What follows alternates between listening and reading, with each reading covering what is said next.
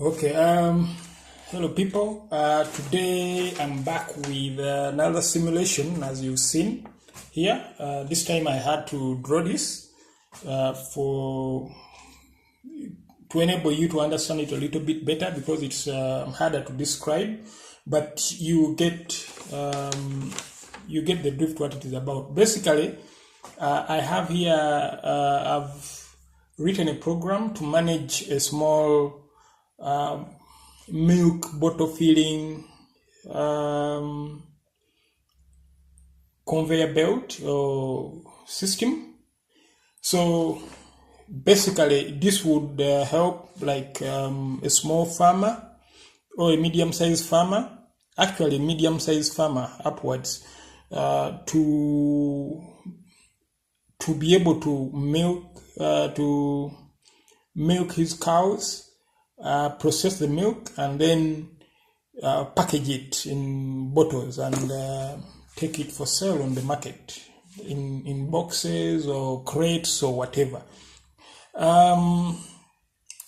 What I have here is a big reservoir of milk which is going to feed the whole system, and this big reservoir here will have a motor that the PLC is going to turn on from time to time to make sure the level of milk in this so-called fuel tank, which is the tank from which the milk flows directly into the bottle.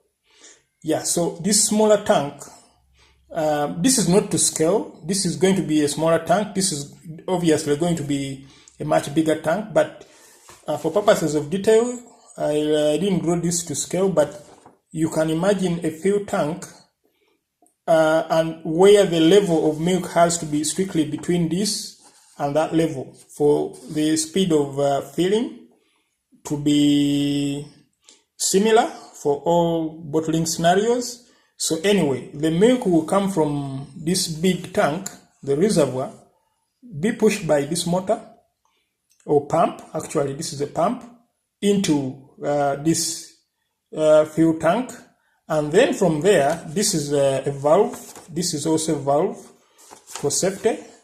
I had to include this valve, and this is another valve. This is actually the valve that will open and close to fill the bottle and to stop filling the bottle. And then at the bottom we have a conveyor belt. Again, this is not to scale, but you can imagine a motor here turning a conveyor belt and bringing bottles. Someone or another automated system would be feeding the bottles onto this conveyor belt, empty, clean milk bottles onto the conveyor belt. And once the bottle gets here, it gets filled directly by, because it is directly below this valve, it will be filled, and when the milk reaches the correct level, the filling will stop, and then the bottle will be moved on to this other end. How is the system going to detect that there is a bottle so that this valve opens up here?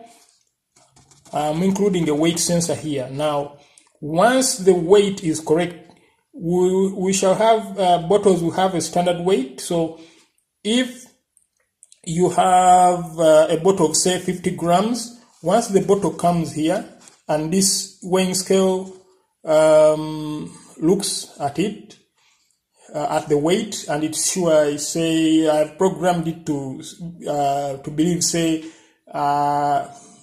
accept between 48 and 52 grams for an average of 50 grams a bottle. Once that weight is correct, it will release this valve. The PLC will release this valve to fill the bottle until a certain weight of a combination of this bottle and a certain amount of milk is reached, and then that valve will stop, and then the conveyor belt will run again like that until the conveyor belt will run again, take that bottle out to be dispensed by another system or a human being now into a crate or a box or something like that. and then the system will start all over again. You can have multiple bottles here, each waiting for their turn to come here into the filling position. Once they are filled, they move on to this end. That is the I drew it as best as I could. I know I'm not the best artist, but it's a bit squiggly, but I think you can understand it well enough. Reservoir, fuel tank, and the milk in the fuel tank has to be between this level and that level, always. Once it falls below this level, this motor is triggered to take milk from the reservoir and fill this until it reaches the highest level. Then that motor is switched off, and then the cycle will begin again. So the system, the PLC, the computer that are programmed will make sure the milk is always between these two levels. Otherwise, it won't run, because if the milk is below this level, it won't know if there is no milk in there. You could have the valve open and only air coming out, so no good. So we need to have this sensor here and this one in here to make sure the level is always in that level. And then on this side, we have a low level sensor for the reservoir, so that the whole process stops once the milk level falls below this line, so that we don't have air being pumped into this side of the system. And also, once this side is jammed with the filled bottles, there is a sensor I've designed into this side as well, so that there is never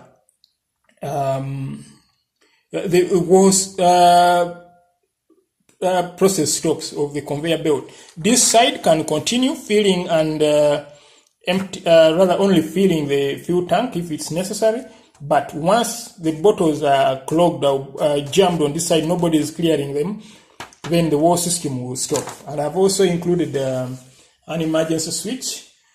With all this industrial automation, safety is always very important. So you will notice in all my design, there is always an emergency switch, and a lot of safety included in the automation. In this case, again, I was limited to 8 inputs and 4 outputs. So that's why I do a system as small as this, but depending on the customer's requirements, we can scale it up to whatever level of automation they need, whatever their actual needs are. Anyway, now after I've described that, let's imagine I've turned on the system, and the fuel bottle is occupied, and there's still a fuel bottle on the conveyor belt. But remember, none of these motors or valves is operating just because the emergency switch is still active. Now imagine I would switch off. If there is no actual emergency, I would turn off that system. Now, do you notice immediately that the conveyor belt starts running? It's running because it notices that there is a bottle here under the fuel tank, but also it has reached that bottle has reached the weight of fuel level, So it runs the conveyor belt until that bottle moves away. So this sensor would go off first, because that sensor, this one, is for detecting when there is a bottle over there. So if the conveyor belt runs, that sensor is going to go off. Get that? And then once that happens, again, the bottle is going to move. Remember, this sensor here, under here, is looking at the weight, and the weight it was looking at just a moment ago that we described, the bottle is filled, even that would go false. But the conveyor belt continues running, and then because that bottle will move away, another bottle will come in, and then we shall have this sensor again, bottle fuel position occupied, coming on. The conveyor continues running, and then the weight sensor looks and checks and confirms, say, that the weight is about 50 grams, and then that sensor would go on. You get that? Now, did you notice when that sensor goes on after 1 or 2 seconds, this valve for opening the milk into the bottle starts running, but it doesn't run immediately. The bottle moves into these two become true. It waits like 2 seconds for the bottle to settle down from its previous movement, and then begins filling it. And it will continue filling it. Of course, after it begins filling it, the weight will change above 50 grams. So that will go false. That sensor, the weight sensor will become false for an empty bottle. And then the filling will continue until it reaches a weight or a set minimum weight for a filled bottle, and then that will be set. Now, the moment that sets, this bottle fill valve, this one will stop, and then the conveyor, see this? The conveyor will start running again to take away that bottle. So we can repeat the sequence again. Once the conveyor belt is running again after filling the bottle, of course, this bottle sensor will go false, will no longer be detecting a bottle there. Even the weight on the weight sensor will be false for a filled bottle and also an empty bottle, because there is no bottle in the filling position right now. There is no bottle here. So all these are false. And then the conveyor continues running until such a time that a bottle moves into the filling position. So this sensor, bottle fill occupation sensor, goes on, and when it goes on, remember also the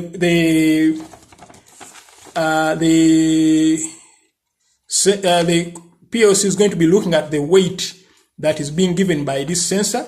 If it is the right weight, if for example that a bottle had some water left in it after washing, or it was deformed, it is underweight, or it has holes in it, the weight will be wrong. So that sensor will not go on. But if it confirms that the weight is correct, then that sensor will turn on. And then notice after 1 or 2 seconds, the filling will start. So that is the cycle for filling. Now imagine all those sensors go off. So sorry, I have to repeat. Okay, imagine we are filling the bottle, and then this sensor would go false because the bottle would start filling, and then this one would come on. Now, once that one comes on, the conveyor belt starts running again, and we shall leave it at that. Of course, this one will also go false because there will be no bottle until the conveyor has moved another bottle into that position. Now, let us imagine all that has been for whatever reason, whether that is going on or not. I wanted to show you how this is also automated. Imagine this fuel tank sensor, the sensor for low level went on. So that would be fuel tank low. This one, that would go live. Do you notice that the fuel tank valve, this one goes on, and then after a few seconds, this pump here, this one, that is the tank fuel pump or motor, goes on. This one opens first. This valve opens first, because the reason for that is safety again. You don't want this pump to begin running. You don't want this pump to begin running when this valve is closed. You get it? So you have, this valve has to be opened first before the motor runs. I'll repeat that. Let me reset the system. Imagine the conveyor belt is running.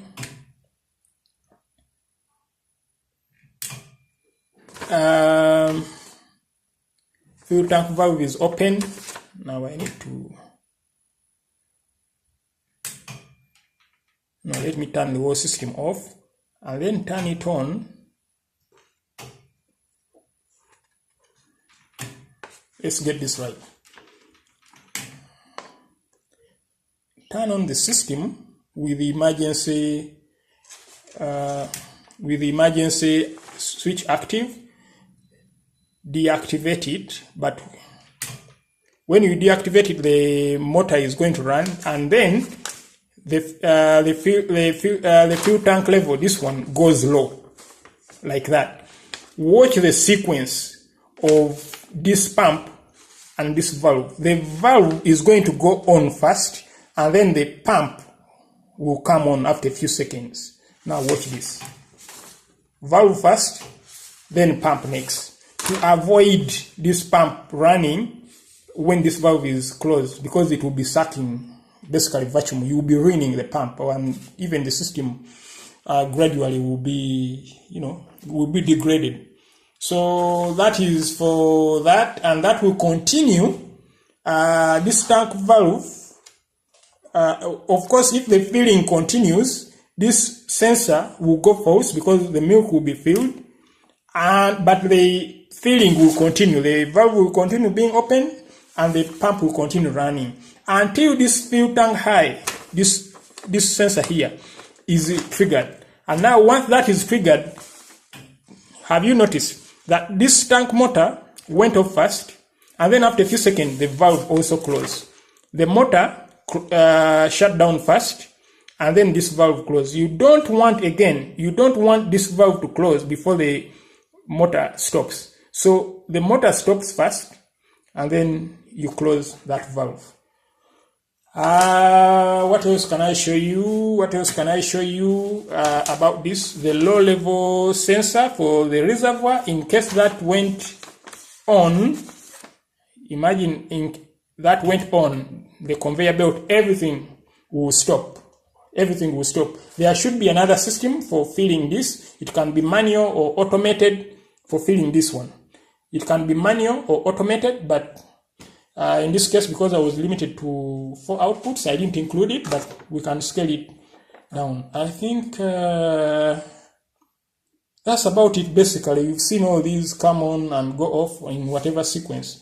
So basically, you would have yourself, if you are a medium-sized farmer that wants to bottle your own milk, would be able to program a system for you.